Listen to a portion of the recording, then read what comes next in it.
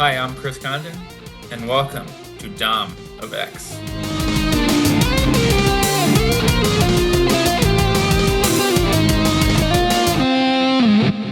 Alright, fellas, how is it going, everybody? I am Dom of X, comicreleases.com assistant editor, and today I have a special interview guest. You might know him from Image Comics writing That Texas Blood, and most recently the Enfield Gang Massacre. He is going to be taking over Green Arrow, soon to be, and also going to be writing a one-shot in the Ultimate Universe, wrote a short in the Harley Quinn Black, White, and Redder special. This is Chris Condon. How are you doing today? I'm well. How are you? Oh my goodness. It's very early in the morning, but I'm very happy to be able to chat. I know that you're gonna be busy at New York Comic Con, but I'm doing okay. I just ate some breakfast, ate some waffles. I hope you had a decently filled breakfast as well, my friend. I did. I had some cereal myself, All right. but gotta love a waffle. I'm still. I mean, it's a little bit later here on the East Coast, but I still have my coffee. So Hey, having coffee in the morning ain't a bad thing. It's weird because I've never had a taste of coffee like ever. I'm a hot chocolate guy. I always kid around to people saying the reason to why I haven't had a cup of coffee is because my caffeine as like mixed with my ADHD just isn't a good look, and I would be bouncing around the walls if I even had a sip of it. yeah. So that's No, what. I get it. It's sort of like for me, it's just I like the bitter flavor of coffee, but I get it when people are, averse to that. Mhm. I get it. I get it. And also, if you do drink too much, you're just like, ugh, you know. I usually have like 2 cups. In college, I used to drink a lot more. I used to drink like 6 cups of Mhm. coffee a day or something. Like it was insane. Don't know how I did that or why, but I did. Oh no, I bet, because I have a good amount of friends. I mean, because I'm still in college, I still have people who traverse, those waters, and it's like every single time they're like, "You want to stop by at Starbucks or Pete's or something?" I'm Hmm. just like, "You guys can drink up whatever coffee you want, but I'm not paying a single cent because I don't drink that stuff." But it's like I see them, they have like 2 or 3 cups, like they spend like $25 on caffeine, and I'm just like, that isn't what we are here for. We are, as much as I do love talking about coffee, we are here to talk about your future books, past books, and all of that other sorts. But I guess I do have to ask the question, how did you get into comics? How did you get into the hobby? I mean, it's a hard thing for me to answer because I've sort of always been into comics, and I don't really know where or how it started, but I've sort of boiled it down to it probably was. I mean, I was always into the Batman films. I grew up in the '90s. I was born in 1991. So I grew up with Batman the animated series, Superman the animated series. The first Batman film was like always on in my house. I have a brother who's 2 years older than me. He was really into it. I was really into it. Batman Returns, we watched that a lot on VHS. I know a lot of like people like sort of like talk about how, oh, that was the dark one and blah, blah, but we watched it all the time and we loved it and I still love it.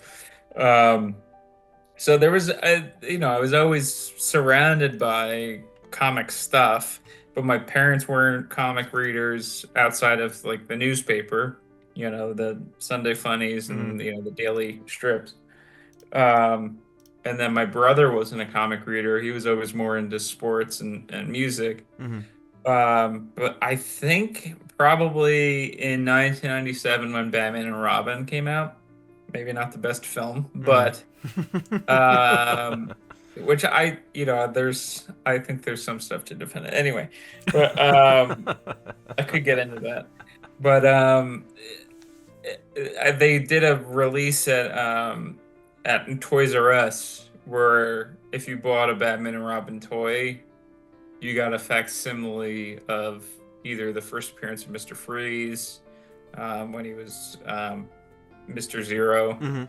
or Poison Ivy, or Batgirl, and maybe Robin. I don't remember, but they did a bunch of facsimile editions of the original first appearances of a few characters that were introduced in that film.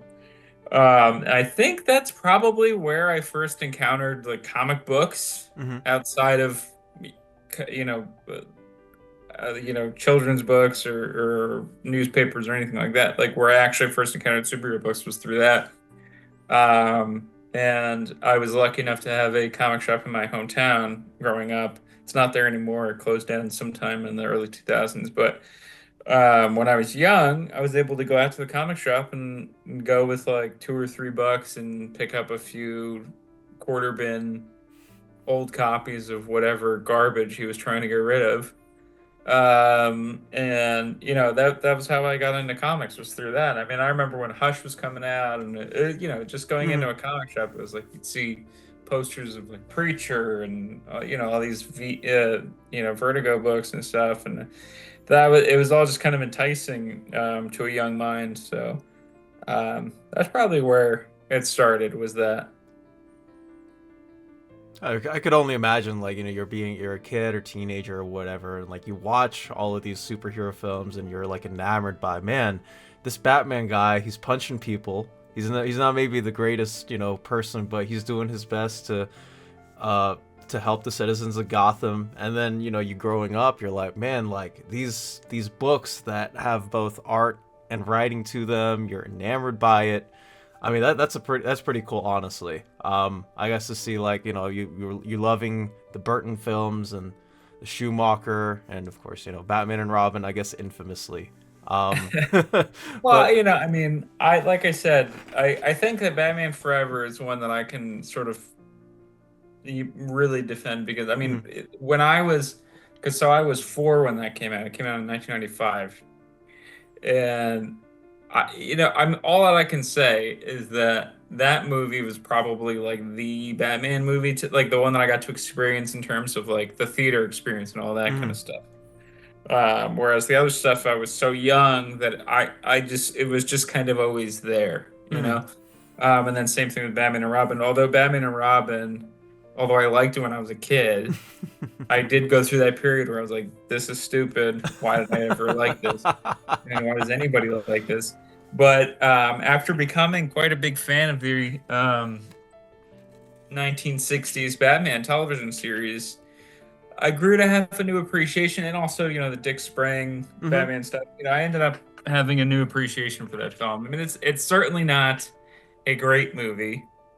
It is certainly a flawed piece of commercial filmmaking, underline capitalized commercial, Mhm. but it's still an aspect of Batman, and I enjoy it for that. So. Oh no, for sure. I think if you take the fun and the comedic, if you want to call it, the elements of it. No, I mean, there's definitely stuff to have been enjoyed, and I can only, like, I can think, like, if I were to live during that time, like if I were like a young mind, because I grew up watching the Nolan movies, right? So Right. my version of Batman, I think, is like completely different to what people were experiencing, in the '90s, sort of the Renaissance with the first Batman film, etc. But it's really cool that you were able to connect with the superhero verse in that retrospect, and got to be able to do into it. And I guess to spring off of that, how did you go from that to, man, like, I got to make writing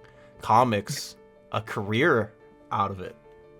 I mean, I was always drawing and writing my own little comics. I used to do a lot of like comedic stuff, comedic strips that I would draw, and also superhero stuff. I did a lot of superhero stuff. I really loved like when they did Ultimate Spider-Man the first time Hmm. around, and Ultimate X-Men and all that. And so I was always kind of trying to emulate that kind of stuff growing up.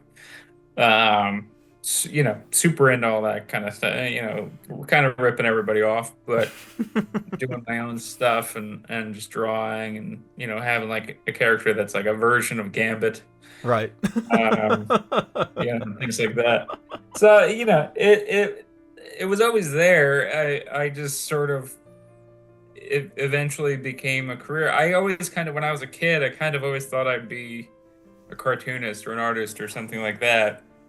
And then I lived in California for a number of years, and I was working in the film industry and was trying to make a go of that.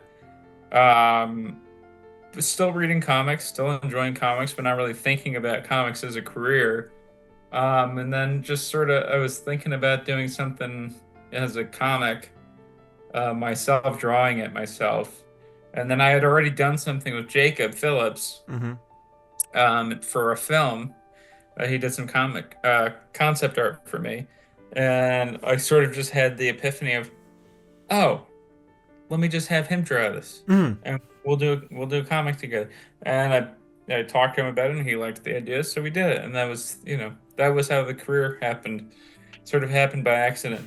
And I retain that there was no there was no grand plan, there was no scheme to get into comics and to write a Green Arrow book or anything for DC or Marvel or any of that.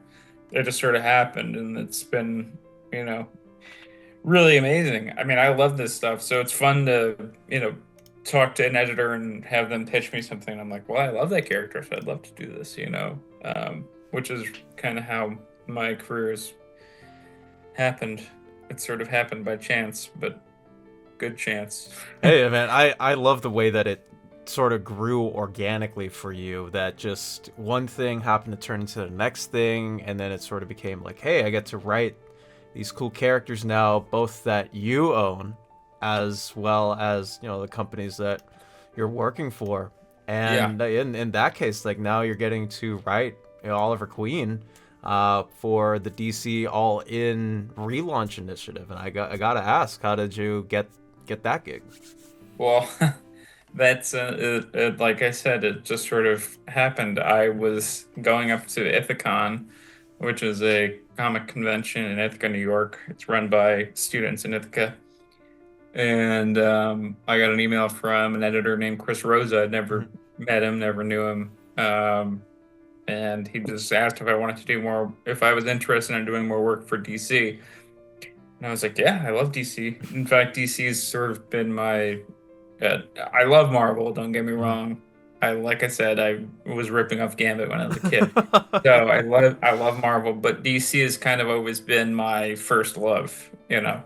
So I was kind of, yeah, we did this Harley Quinn story, and I love doing Mhm. that. I would love to do more. So I was like, yeah, what do you have in mind?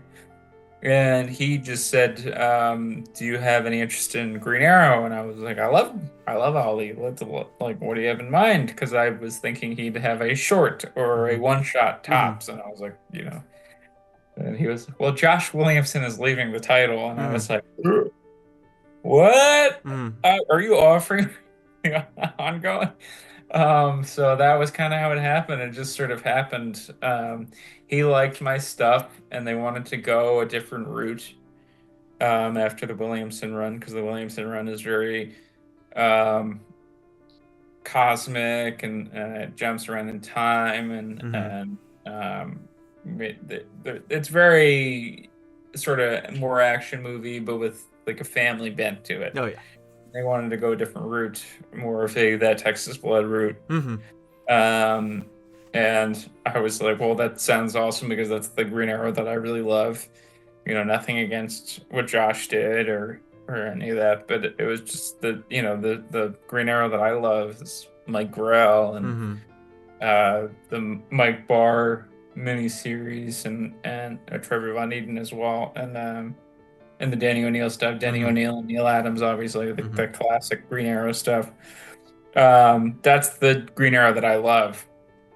So to kind of get the offer to do that in my way was really exciting, and that's how it happened. That's really cool that the Titans editor reached out to you specifically to say, "Hey, we want you to write Green Arrow." Like, that's a pretty cool opportunity, just like in and of itself. Like, hearing that, that's pretty Yeah, and special. I literally had a issue of Green Lantern, Green Arrow next to me when, when I was emailing him about it, and I was like, "Well, this is weird. This is funny how chance works." How coincidence works. So, like, you not only got into writing comics organically, that same sort of mental mindset also happened to approach you, and I guess life was just like, you're gonna be writing a Green Arrow ongoing now. Yeah. That's Yeah, no, it's pretty wild because it's, I mean, I remember in high school, handing off issues of Green Arrow, Green Lantern, Green Arrow with a friend of mine. mhm. We were both comic readers. We didn't really have that many people that we knew that were also comic readers. We kind of bat stuff back and forth. We really liked the Denny O'Neil, Neil Adams stuff, and so we were kind of batting that back and forth between the two of us. So it's funny to be, in this position now where I'm getting to do my own spin on it. No, that's pretty awesome, man. I am super super happy to get to see you and Montos on that. If I gotta ask though, specifically about Oliver Queen, how do you perceive him as a character? Like, what traits of his specifically entice you to all in that you think this is why he's one of the most distinct and best superheroes in the DC universe? Well, I really like that he is, I mean, I always describe him as a liberal asshole, It- and that's my favorite.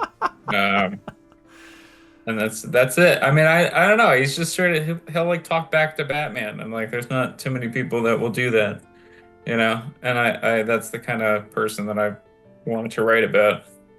Uh, He cares about things in his community and in his family, obviously, but he's very concerned about those things, and I think it makes for an interesting character.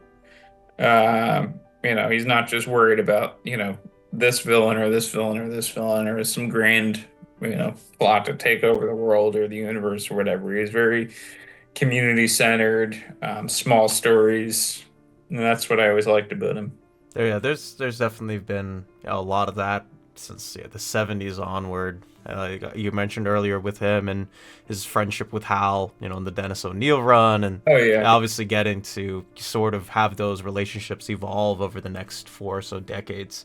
And I also think in many ways, right, he's not only defined by upsetting people, like you mentioned earlier, by calling, the liberal asshole sort of viewpoint, but I think he's also someone defined by his flaws. I mean, it definitely seems like you're That's definitely considering, true. right, you're considering that when you're writing him. Like, how do you perceive that?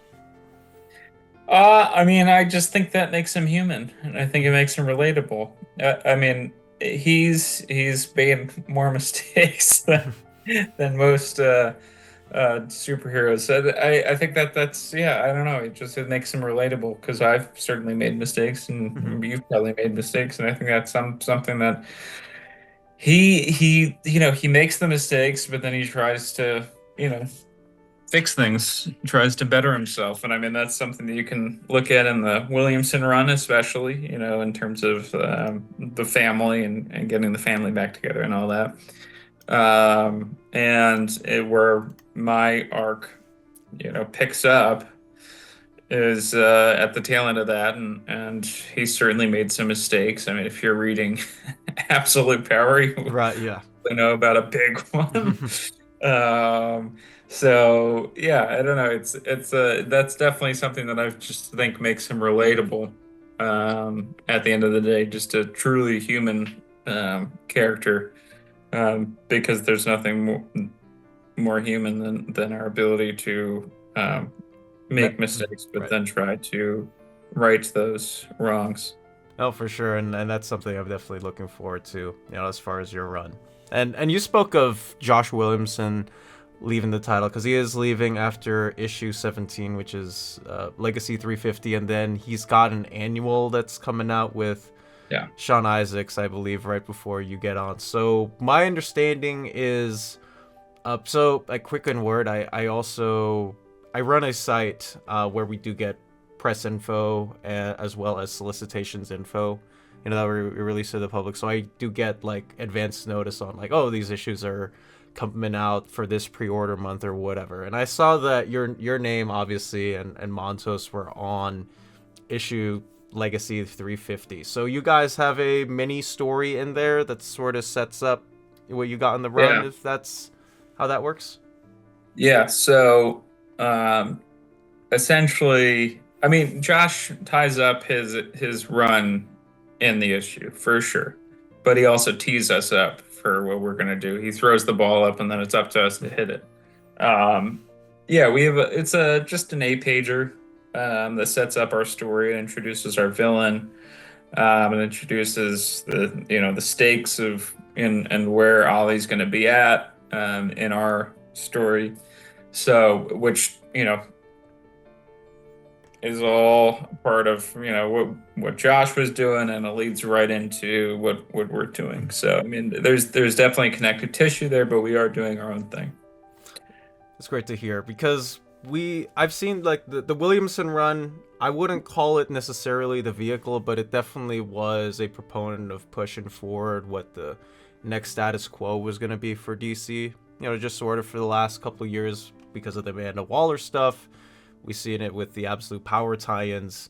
So your run is gonna be, is it going to be, I guess, as heavily, I don't know if mandated is the right word as far as the status quo is concerned, or is it just gonna be like you're reading about Oliver Queen? It's not gonna be tied into anything much unless it needs to be. Is that sort of how you perceive it? Yeah, nobody's telling me to do anything, which is great.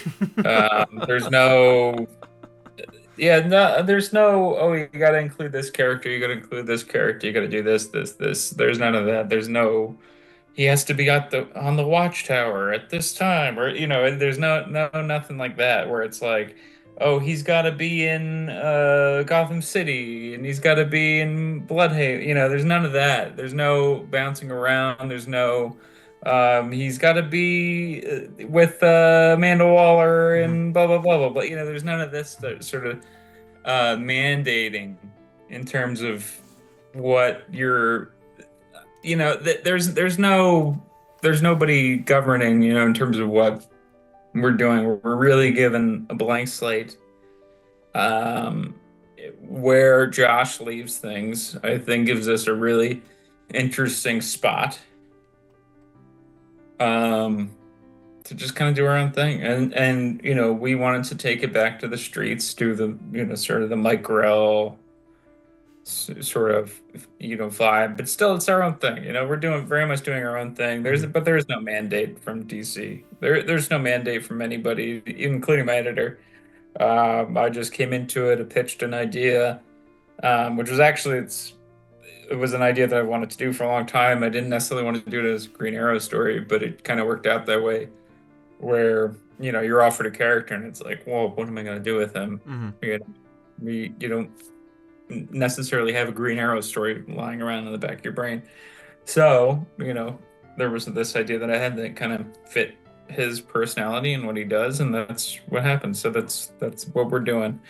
But yeah, I get what you're saying, because he really was and is integral to Absolute Power and what's happening right now. I mean, he's in every He issue of is. He Power, is. and obviously his main line ties directly into what's happening.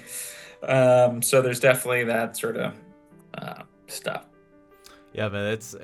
Ollie, I think, has, even though we got to see him finally get his ongoing, like, after 4 years of not having one, like, a lot of people have been clamoring for, man, like, why don't we have Oliver Queen in something, right? Like, even if it's not his own book, like, for example, like Yeah. a Des O'Neill Green Lantern, like, he was in those issues, but we didn't have him for 4 years.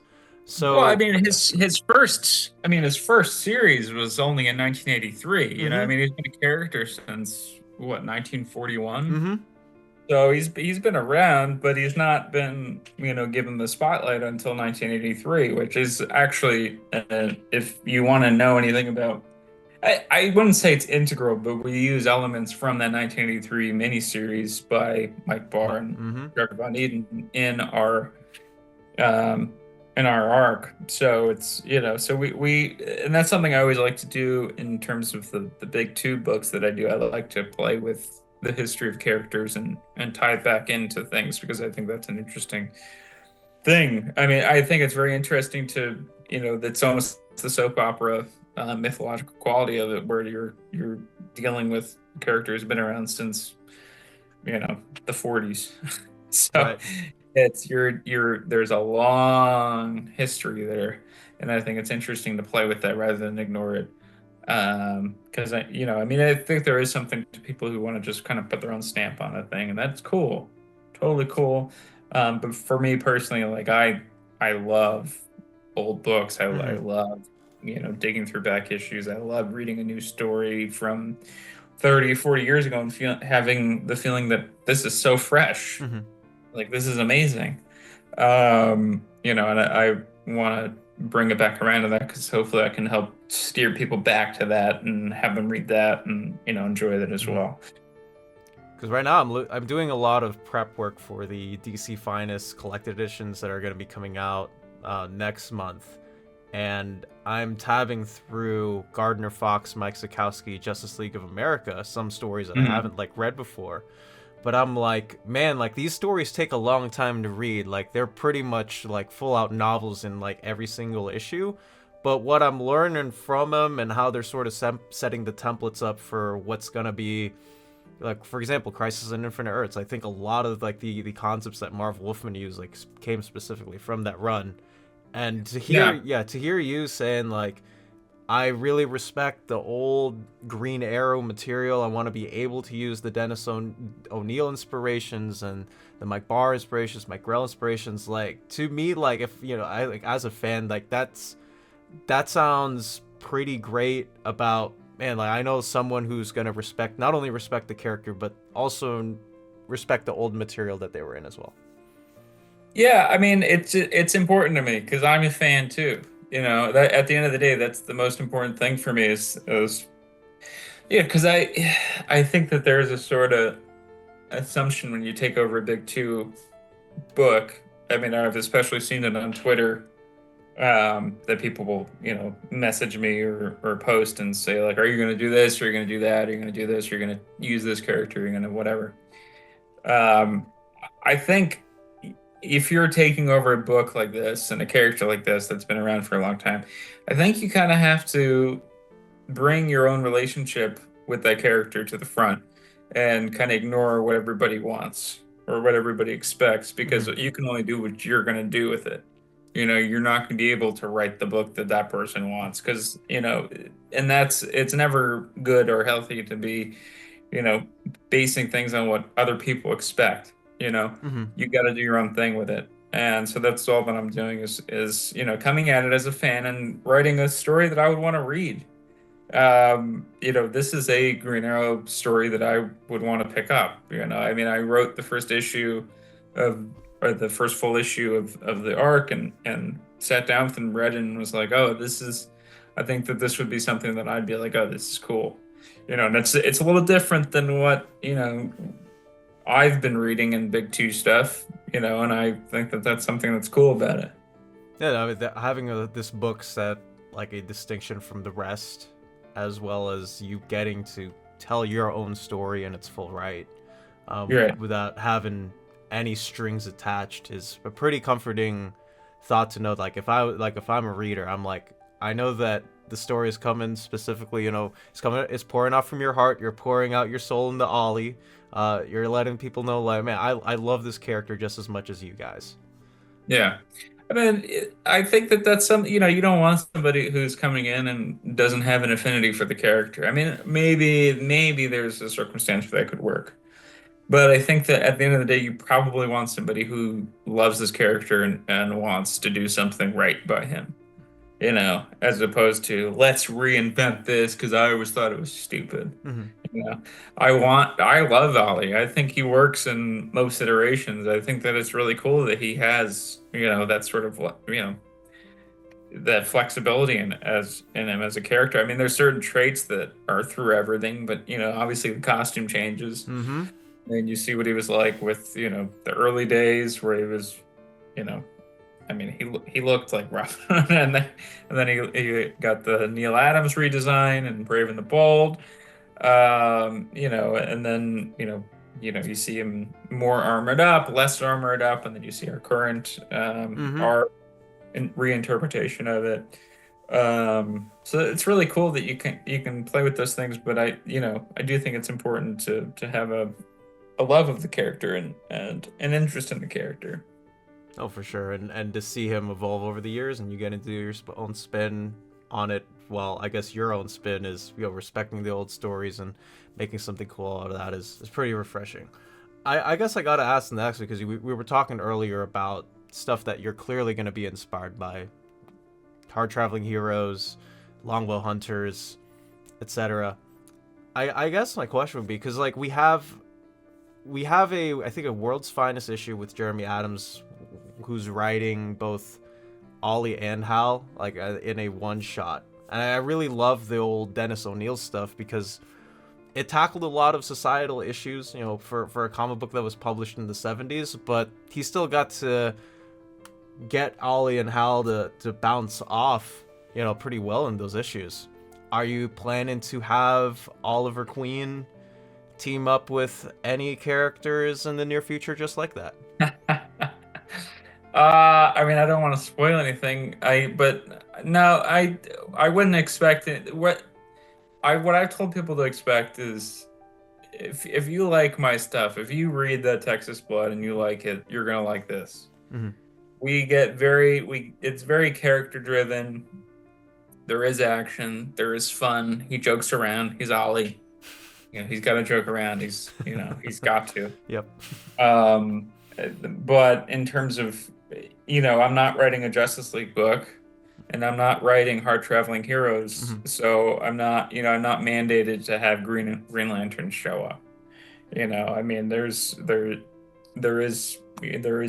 chance that might be a superhero show up, who is not Green Arrow, but I'm not gonna reveal anything. You keep the secrets in. That's more than fair. It's more than fair, because a couple of yeah. It's hard, ahead of the release of any of it. Obviously, I think that some retailers or certain outlets may have gotten 350 already. I mean, it's out this month, Mm-hmm. but we're not really advertising what's happening in that, or who I use, or any of that. So it's hard to know what you want to give away and what you don't want to give away. And at the end of the day, I like to kind of just let the story unfold. And I think that's maybe one of the things that one of the great things about, I was just seeing Junie Ba, who's a friend and Mm-hmm. a person I have great respect for, as an artist Mm-hmm. and creator. Mm-hmm. They were just posting on Twitter about how they watched Deadpool Wolverine, and they felt like they were riding this ride that everybody has already ridden, and it Mm-hmm. wasn't fun for them. Right. And I just sort of felt like, yeah, that's the thing. It's sort of built for opening weekend, right? And I kind of want to approach. I don't think I'm writing Deadpool Wolverine. I'm Right. not just packing full of cameos, but I want to have. Yeah, I'm not. I mean, it's just I like the idea of, you have to read the thing to enjoy it. I don't want to give the whole thing away. I mean, we're only working with 20 pages of story at the end of the day. So it's a lot less than what you get in an indie book. So, for example, in like Enfield Gang Massacre or Texas Blood, like, we can write as many pages as we want, because we dictate how many pages are in the book. Mm-hmm. I even went over 32 in a couple Mm-hmm. issues of Texas Blood. We probably went You to did indeed. 36 or 38 sometimes, depending on back matter and all that. But this, you're confined to a certain amount of pages, and I like to let the artist breathe, so I try to fit in a good double page spread or a splash page if I can. And that's essentially 2 pages or a page that you're losing Mm-hmm. for story.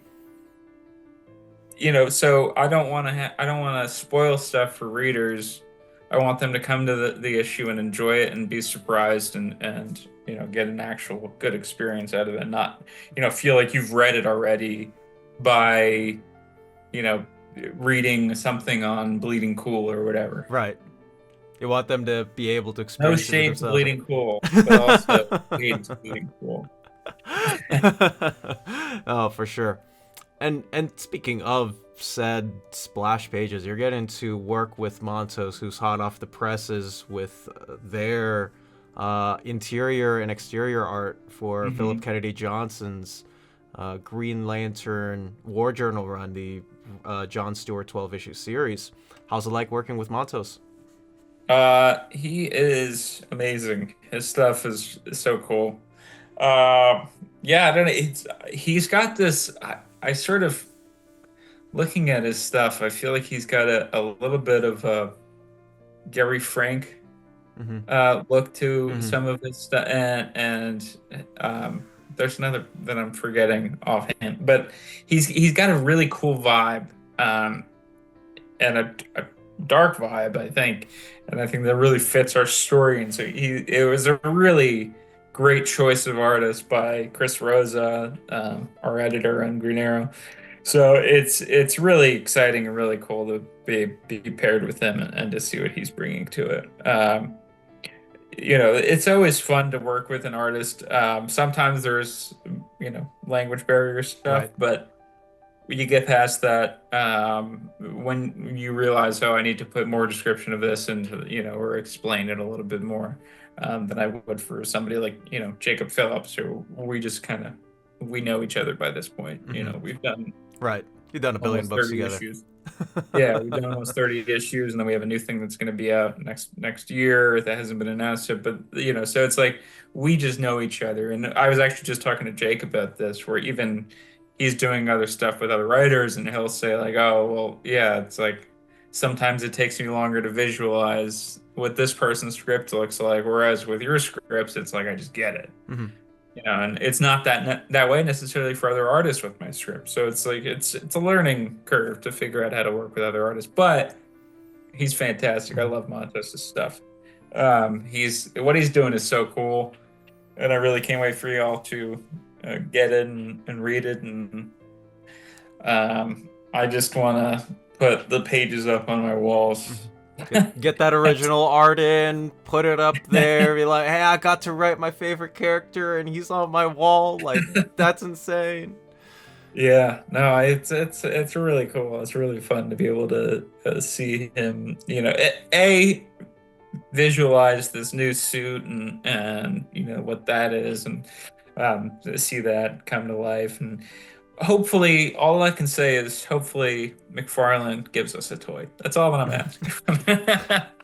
Or sure, like, to get to see, hey, if you got the toy, if you're on, next year or whatever, you gotta come back and show, like, hey, I got the toy. Let's go ahead and do a review on it. Yeah, That would be awesome, man. And yeah, dude, cool. it would be. And did Montos, I guess, make the like do all of the back matter stuff too on the suit designs and all that? Like, was that all his Yeah, work? so I mean, my sort of what nothing wrong with the more armored look from the there was a more armored look, and then they kind of scaled it back in the Williamson stuff. But I've always been a big fan of the Neil Adams redesign for Brave and the Bold, and also the Oh Mike yeah. Grell stuff with the Mhm. hood. Mhm. So I've always been a fan of that, and I didn't necessarily want to do a redo, but my thinking in terms of an approach was to, okay, what kind of a story are we telling? Well, we're going back to the streets. Okay, so what do you do when you're back on the streets? So my thinking in terms of what I put forward to Montos was I thought we should almost kind of emulate a almost cat burglar look or feel. Almost more of like a James Bond, and like where he's just wearing all black, sort of that covert ops look. That's what I kind of thought we should kind of focus on, because Montos's initial designs were very armored, very which is Mhm. kind of his. He thrives on that kind of stuff. I Right. mean, you kind of see that stuff in his Green Lantern Mhm. War Journal stuff. Right, you Um, kind of have to as well with John Stewart and what those guys are fighting in space. It's like right. it's a Well, requirement. It's War Journal. Right. It's in the title. Um, Whereas this was, this is a very, it's more the Batman Hmm. than, whatever, I don't know what the comparison would be for the Williamson run, but it's more the Batman than almost the Mad Max sort of quality of the Williamson run. So I felt like scaling it down and making it sleeker would be better. And after the initial designs, he really just nailed it in terms of the vibe of what we were going for, and keeping it, Green Arrow, but really bringing something new and cool to it. And a lot of people have been saying, I've been really kind of touched that a lot of people are saying that this is their favorite suit they've seen in a long time. Hmm. So really cool to hear that. I hope the book delivers as well. Hey, but that's a good on case. Like, if anything of the sort, people will be saying like, man, Chris Condon and Montos brought those good old '80s vibes back to my Ollie, right? Like, Well, I hope we have 21st century vibes, but yeah, for sure. It's definitely in conversation with the past, mhm, to an extent. which is yeah, super awesome to hear. Um, I want to scale back a bit to talk more about, I guess, other characters on the revolving sphere around Oliver, because not only I think is he a very interesting character to write and to read as well. Um, he's also got a lot of people close to him that also definitely have had their feet into different parts of the universe, and from everything that I've heard from you thus far in the last 30 minutes or so, you've been talking about how this is going to be a lot more scaled down. It's going to be a lot more solo. It's going to be a lot more Oliver focused, which, great thing, super great thing to hear. Um, I know that Dinah is currently being written by Kelly Thompson right now. I'm really loving what she's been in and what she's doing in Birds of Prey. As well as like Dinah is super important to Oliver, I think, as a character too. To say that she doesn't have any ties with him, I think, is actually kind of disingenuous. I sort of felt that when I was watching, a long time ago, I was watching the CW show, and they killed the Black Canary off like 2 times or 3 times. I was just like, what are you guys doing? Are you planning for Dinah to show up in it or anything, or is it just gonna be I all? mean, she's certainly an important part of Ollie and Green Arrow. So, I mean, she's certainly a part of it. Will she be an integral part of it?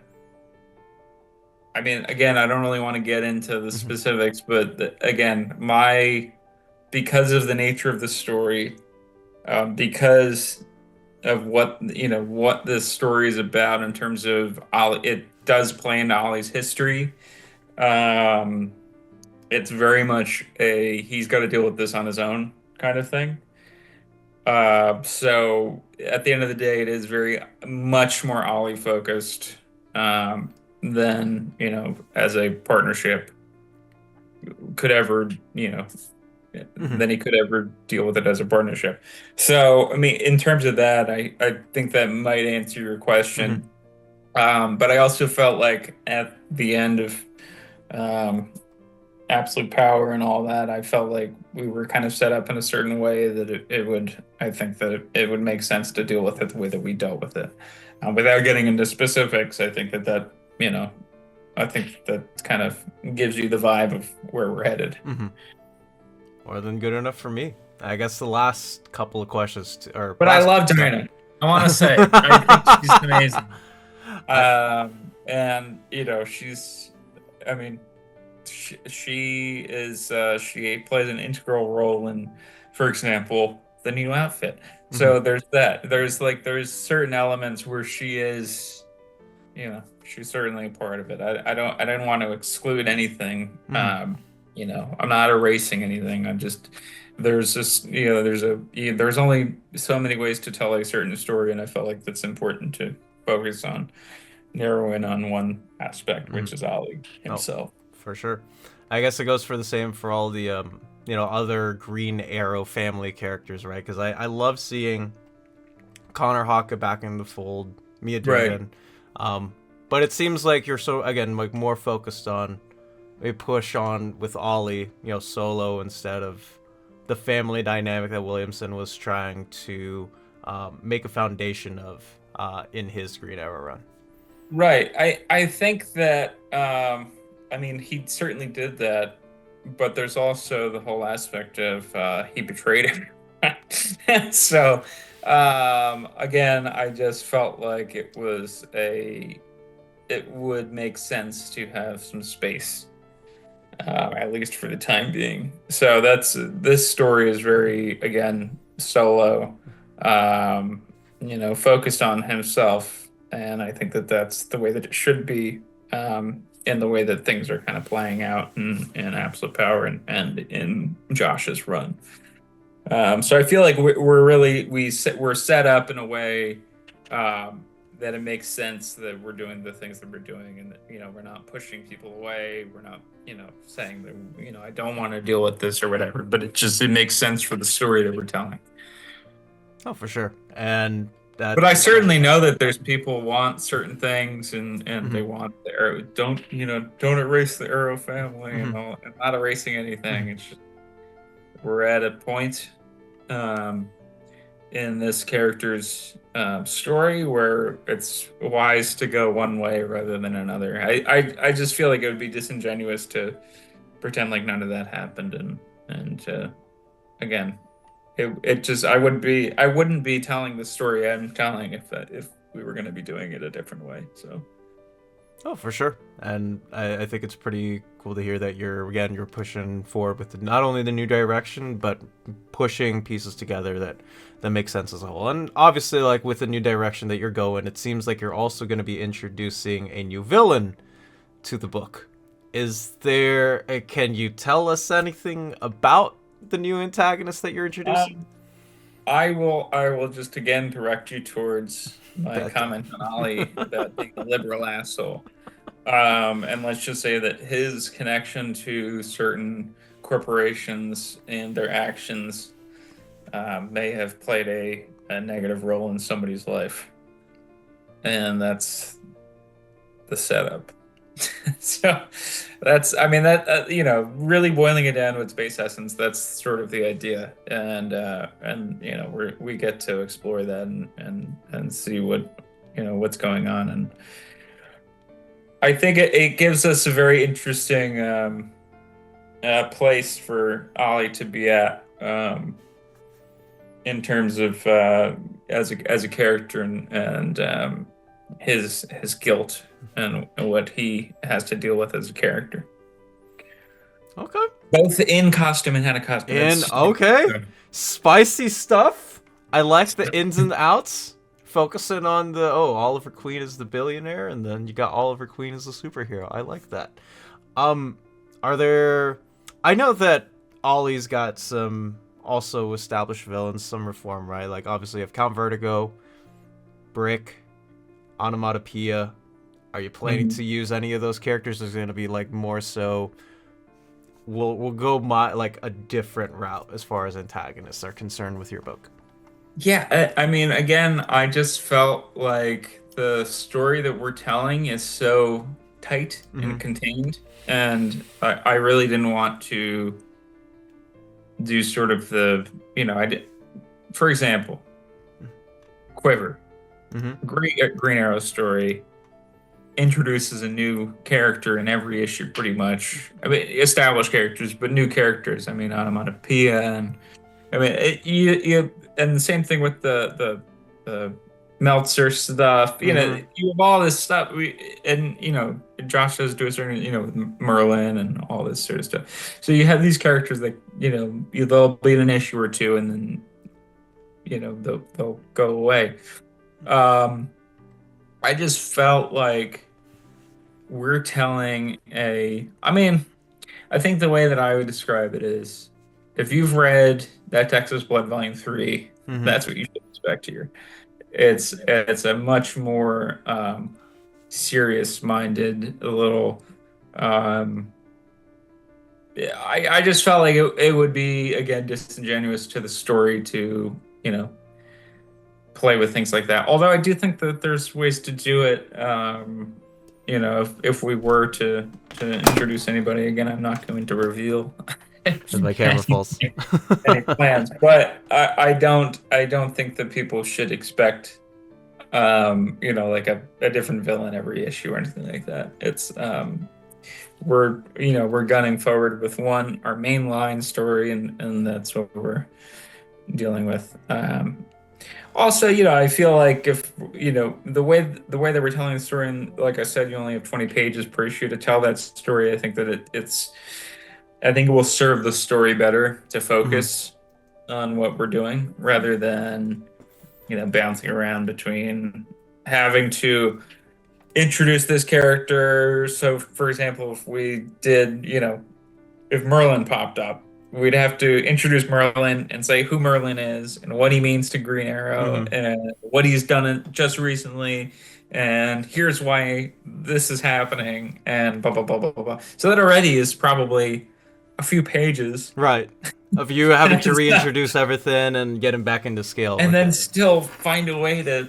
And so what I want to do is I want to focus on character and the action surrounding that character and the actions that lead us through the story. Again, I would direct people to my previous work on my indie books. I think that that's the best indicator of what you can expect is focus on character. But I hope that we deliver on the A. There's certainly going to be some creepiness, Hmm. uh, and just and stuff that I want to put Ollie in an interesting situation that he has to deal with. And so that's what I would say to expect. That is all right. I am more intrigued and hyped now. As someone who's read some of your work on that Texas Blood, and hopefully everyone will get a chance to as well. And again, if you guys are watching this or listening to this on YouTube, up on the screen, I do have the upcoming Green Arrow issues being written by Chris Condon. You guys can pre-order them at your local retailer or wherever you decide to get your comics. Issue 17 or Legacy issue 350 comes out next week on the 23rd of October. Issue 18's FOC date is on the 4th of November, so if you guys are looking to get Chris Condon's first full issue of Green Arrow, you guys can get it there, and then a interesting Christmas release date for Green Arrow issue number 19. They're screwing me with the release dates. We got our first issues out the day before Thanksgiving. Mm, Well, it's like you want to celebrate a little bit and do like a signing or something, but it's nobody's going to go to a signing the day before right, Thanksgiving or right, on Christmas Day. So I'm just like, all right, well, we'll do it for the trade or something. right. So it's a weird of a position. I haven't even what I just said there, but it is a little bit weird for the release dates. But those I are what we like do that. have. More Yeah. people should use that. It's a weird juxtaposition. Juxtavate. I like. Okay, I am going I to try like to. it. Going to It's try to good. I'm going to use that in Green Arrow. All right. get Oliver Queen to say it in a random dialogue box or something. So yeah, guys, I'm very excited for Green Arrow. You guys should be too. But I would be remiss if I didn't talk to you about some of the other works that you've published, as well as some Sure. other books that you're going to be pushing out into the later parts of this year and onwards. That Texas Blood has been one of my. I have a decent amount of people, online and in real life who've been reading that Texas Blood in singles and your work in trade paperback, and they've loved it. They really, really liked the spin-off series with the Enfield Gang Massacre, as well. So lots of love and buzz there. I deservedly so. Like what you and Jacob Phillips have done with this series is spectacular and fantastic. I guess a couple of maybe specific questions, of the sort. Um, where did you get influenced with Joe Bob and his story? Is it based off somebody, or how did you get to how'd you get to there? There is a real guy named Joe Bob that I know from Texas. His name is Joe Bob Duncan. He's a good friend of mine. And Joe Bob is a little older than him. Joe Bob, the character, is a little older than him and is a little different. And, he's a sheriff, and there's certain aspects of, his character that are very unique to him as a character. However, there are a lot of traits from the real Joe Bob in our Joe Bob. Um, so, for example, the catchphrase, well, dot, dot, dot. That's Joe Bob's thing, Hmm. and that came from, I mean, that's very much a Texas thing, but also, the real Joe Pop often will say, "Well, we got to do this, and we got to do this, and then we're set." And then, well, what do you think of that? Well, it's just it's a very Joe Bob thing. So there's things like that. A lot of the language stuff comes from the real Joe Bob. So in terms of that, very much inspired by a real person. In terms of the character and in terms of the sheriff and sort of he's 70 years old and he's got a lot of regrets and he's sort of just tired of everything. And that just kind of came from creating a character, and just trying to think of what the most interesting character traits would be, and what would make an interesting character, what would be an interesting thing to see in this particular place, and that sort of stuff. I sort of just came from the story organically. But there's certain, I always keep my ears open, listening to podcasts and talking to people in Texas. I live in New Jersey, but Hmm. in the Texas pretty frequently, and just talk to people. You'll pick stuff up. You'll hear stuff from people. I also, I grew up watching wrestling, and I'll watch a lot of documentaries about that stuff, those eras that I watched specifically. And a lot of those folks are from the South. They're from Texas, and so they'll throw out a few good phrases, and I'll Right. just jot them down in my notebook, and I'll find a way to use them because that's one of the things about people in Texas, that they use a lot of colorful phrases. They do. And I think that adds I think it adds a depth and dimension to your characters when they say something you've never heard anybody say like that. Hmm. I think that's an interesting part of it. There's definitely a difference between that and some other westerns I've read where it's like, oh, like this sounds something similar to um, something someone would say in Texas. Like I have family living down in Houston. Sometimes we traverse over. Like my mom will have a convention or whatever she needs to go to for work.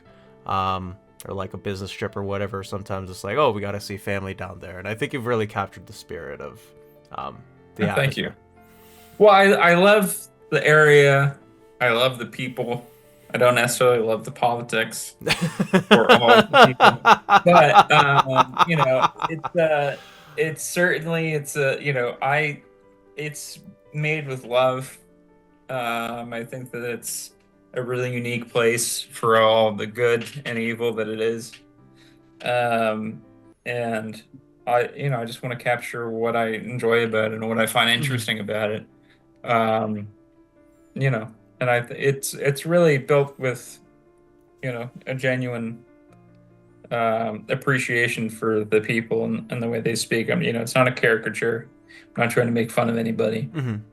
Um, Sometimes maybe. No, not really. But you know, depends on the character, I Hmm. guess. But it is very much built with a reverence and a appreciation for the people there and how they think. And I think that's something that's good to have in this world where we're so divided on so much Yeah. that it's. I mean, I might not agree with a lot of things, and I probably would try to explain things to certain people out there, but I think that I think that more people should not just write off certain states and certain places and Hmm. should try to, you know, understand them. And I think that's a thing that we try to do in our book. Because I know I've heard from some of them are people that I, count as heroes Hmm. of mine, When I tell them I write a book called That Texas Blood, they go, oh, I've had enough about Texas. You know, hasn't Texas done enough? And I'm like, you're writing off, you know, That's a lot of how, people. how many millions of people that live in Hmm. Texas. And they're just, most of the time they just happen to be caught up. They don't necessarily have the time to know about, what, candidates are doing and, sitting down with, news or anything. They're just living their lives. And, I think it's disingenuous to write off an Hmm. entire people Hmm. uh, just because of the actions of a few people in power. Oh, for sure. And it's definitely something to be more so like, don't try to be as dismissive or push off as much as like you want to learn as much as possible. I think that's what we're here for. Yeah. Sometimes people, yeah, we do live daily lives, but try to learn something new every day, right? And I don't think there's anything wrong with any of those stakes or notions. Like that's just, I think, what we as humans are trying to do. As we live on with our lives. I know that it also probably depends a lot on trade paperback sales, but do you think that we could get an oversized hardcover of all of your Texas Blood stuff at some point? Yeah. I mean, we want to. We we're gonna wait till we have four trades. So it won't be till 2026 probably. But we're Hmm. coming out with a new arc next year. So there will be a fourth trade. Early 2026, and then, probably late 2026 we'll have another. But yeah, we definitely want to. It's just they're expensive to produce. So you want to ensure that you're going to make your money back. You don't want to just be in the red, especially Right. with the indie stuff where Jacob and I get paid nothing Hmm. for doing that Texas Blood. We only work on the back end.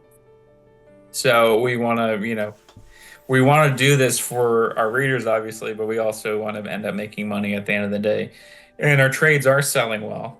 I can say that Hmm. with great assurance. I can tell you that our trades are selling well, especially Enfield. The trade just came out in April, I Hmm. think. Yep. Only. And it's already sold out its first printing. So we're moving on to a second printing of that. We've done two or three of volume one and two of volume two. More people need to buy volume three. Come on, people. It's my favorite storyline we did. But, we are selling well. That's So super good to hear. That's awesome.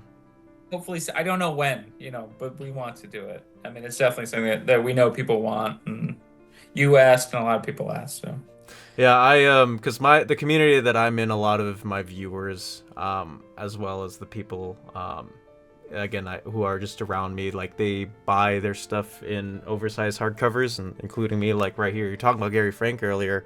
I have the Superman Absolute with his art in it, and oh, I I'm love yeah.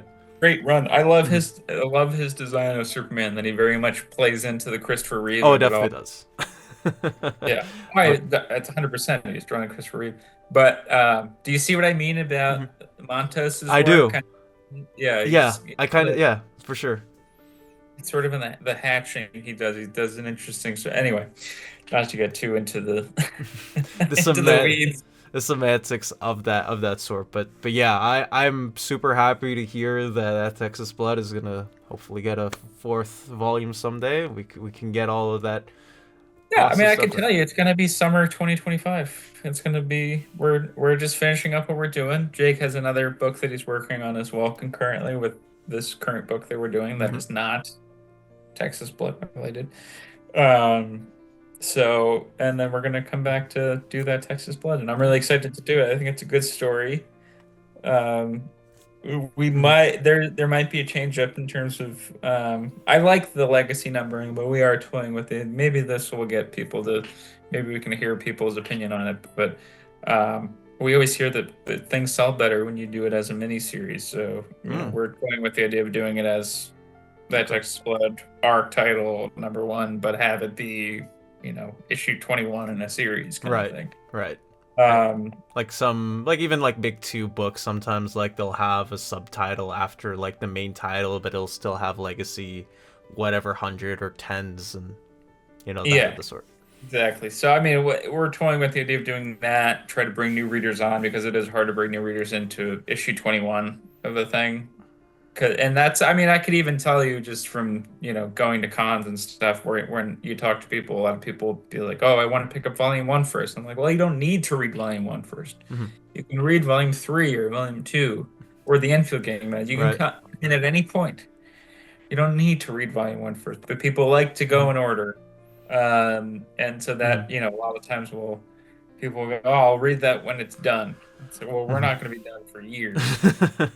So, Yeah, it's the semantics of like, because nowadays, because of trade paperbacks, hardcovers, and whatnot, you want to start from the beginning. Like, it's not, back in the day, I guess you're going on, oh, like I'm reading Batman issue 623 or whatever, but there weren't as many trades or whatever back then, right? So it wasn't as easy to pick up, and now it's yeah. like I could pick up a volume one at whatever, at my local comic shop or wherever it may be you get your copies. It's like it's definitely different nowadays.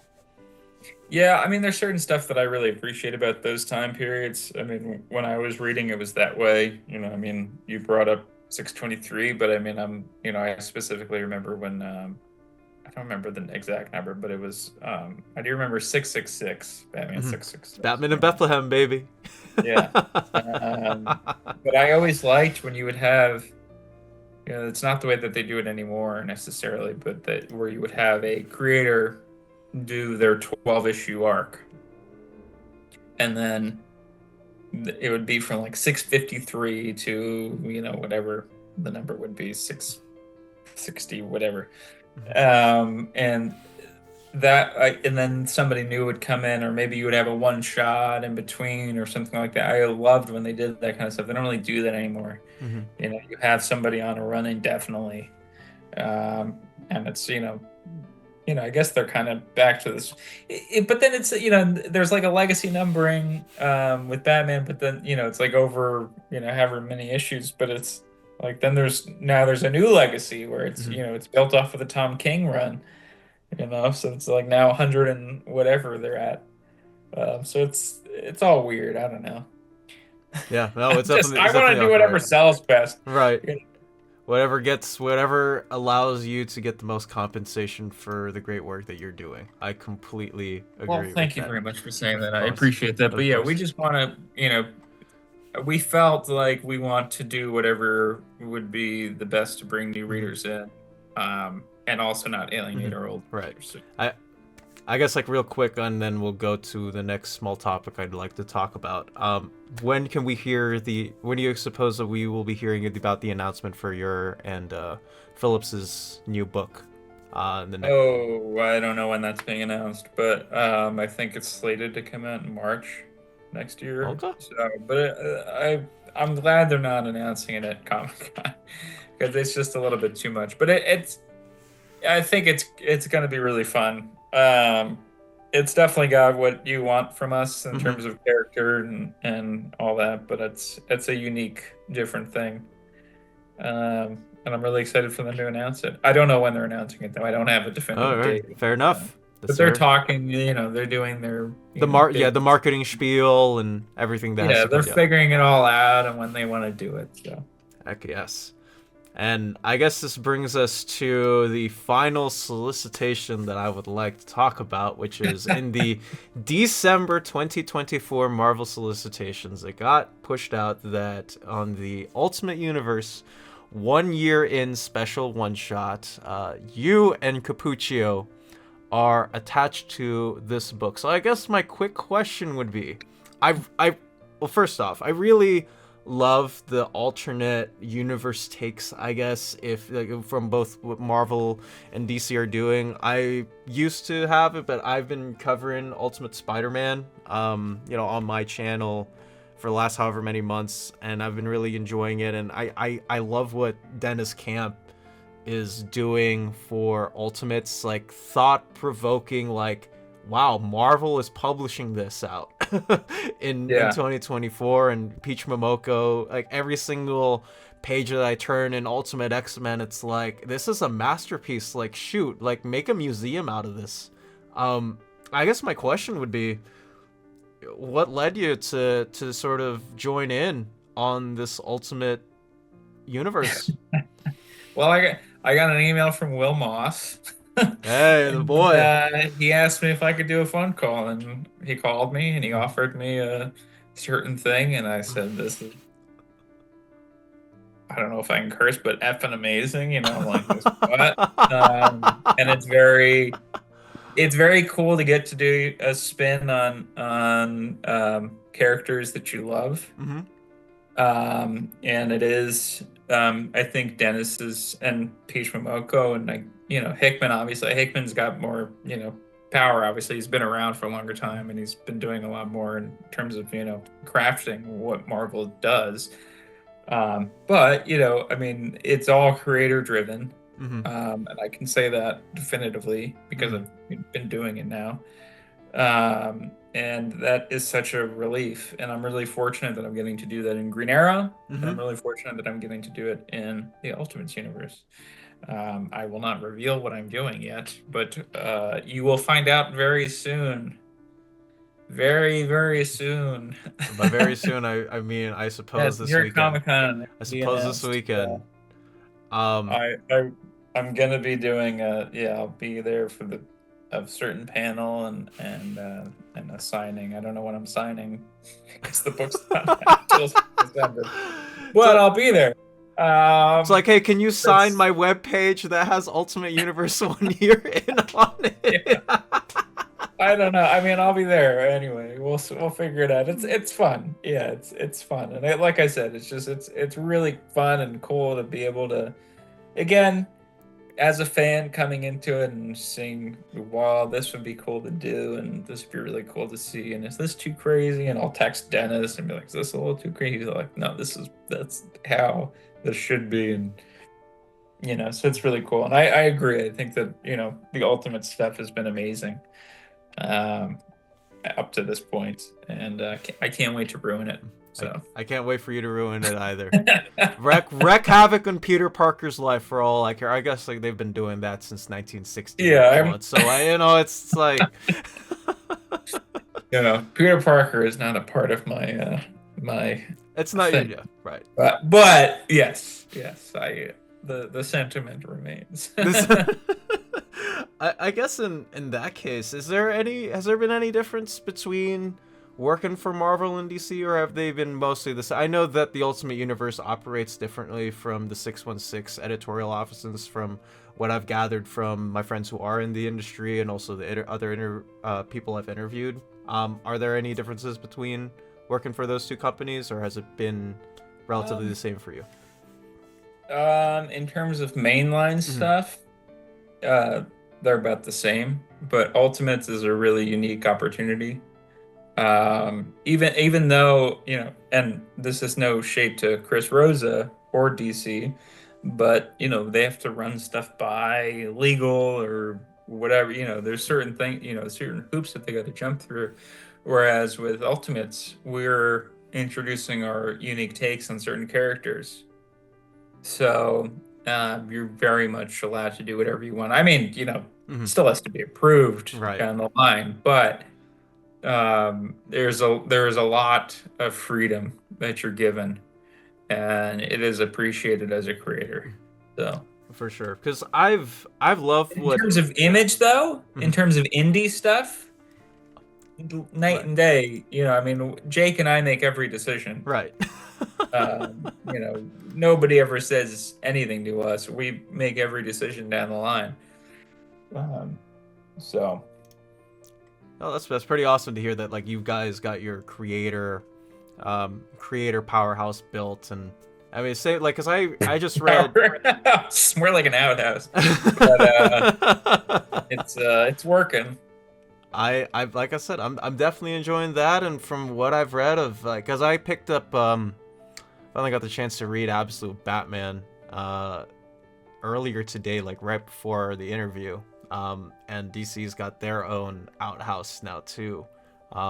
It seems like it's everyone you got to join these now. It's I guess it's the hot commodity, but I'm really really really excited to see what you have planned for your specific part of this universe. I just think it's just so unique that, you know, you guys are being able to tell your own stories. Like, you know, Hickman's getting to write, you know, what if we actually did get Peter Parker and Mary Jane together? And, you know, even though they got the superhero element removed, it's like, okay, how can we spin on that? Like, obviously the Maker removing every single superhero from the fabric of this specific Earth 6160, and the Ultimates also figuring that out. Like, that's been such a cool part to, you know, divest my time in to see, you know, not only the alternative takes, but every single spin that you can think about on it. Like, I mean, that's, I think, the best part about it. I'm really glad that you get to delve in that sandbox as well. Yeah, it's really cool. I don't know, just as a fan of this stuff, it's really fun to, you know, the way I like to describe it is that it's like Marvel just like, or DC will just, they're just giving me toys to play with, you know, and that's a really tremendous opportunity, and it's really cool to be able to do that, and to again not, you know, be too hampered by, mandates or anything like that. So. So real quick, is the story that you're doing in this, like, is it separate from what Dennis Camp is, or is it like a collaboration between you two that just happens to have art by, what is it, or can you not say? I mean, it's separate, and the issue is mostly him. We just have a thing in it, but it's we talk. I mean, you know, there's talking between the offices and all that. And, but yeah, we're doing our own thing, and it's really fun to be able to do that. Can you also say if Capuccio is going to be the one joining you on this ride, or is it just going to be a guest issue? I know I'm asking you the hard-hitting question. Let's wait for New York Comic Con. Let's wait for New York Comic Con. Let's wait for New York Comic Con on that. Alrighty. But he's great. He's great. I love him. He's amazing. I completely agree with. I hope he is on this thing. I don't know. I can't say. He can't. He's withheld. He's literally withheld. Man, I really wish I would have done this interview like a week after, but I've just been flopped in. But I mean, regardless, I mean, another next year or something. I don't know. Obviously, see how it's going. Yeah, for sure. But that is going to be it for this jam-packed interview with everything that I've learned from Mr. Condon. I want to thank you for letting me spend my morning talking with you about comics and your work. I really, really do appreciate your time. Well, thank you very, very much for reading my stuff and supporting me and all the other creators that are out there doing their thing. I mean, that's, you know, we wouldn't have a job without you. So thank you. Oh, thank you. I really, really appreciate it. You guys can find Chris Condon, I do believe, on the internet spaces on, I guess, formerly Twitter. I don't even know what this bastion. I just call it Twitter. I don't. Maybe they'll change it again. I don't know. Yeah, it's Twitter, X, whatever you want to call it. But it's, yeah, I'm there at Christoph Condon. So it's Christopher without the ER. Christoph Condon, and I'm also on Patreon with Jacob Phillips. That is patreon.com/Condon Phillips. We have a shared page. We do a lot of exclusive stuff. You know, I send letters out to people once a month. Certain tiers that we have. I do a podcast every month. Talk to Dennis Camp on my podcast, and it's quite nice to talk to him, and I feel like it was a good talk. And I'm also on Blue Sky, although I rarely use it. So if anybody uses Blue Sky, same handle as Twitter. And I'll have all those links down in the description so you guys can check out more of Condon's work there. But I am, of course, again, Dom of X, comicreleases.com assistant editor. You be you, take care, and dominate the day wherever you are.